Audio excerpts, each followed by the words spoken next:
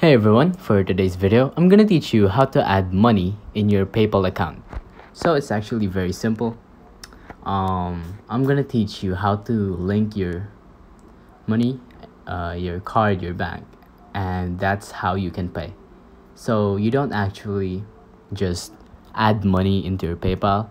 You're gonna need to link an account, your bank account, and it's gonna be the money from there. So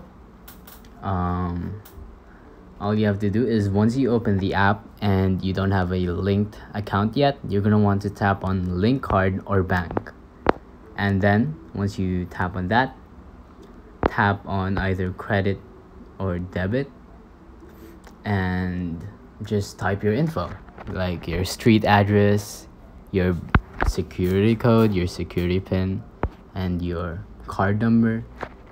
Anything the questionnaire asks, you have to provide it so that they can link your account to PayPal and that you can pay money to whatever you're gonna buy on the internet. So that's pretty much it. It's very simple.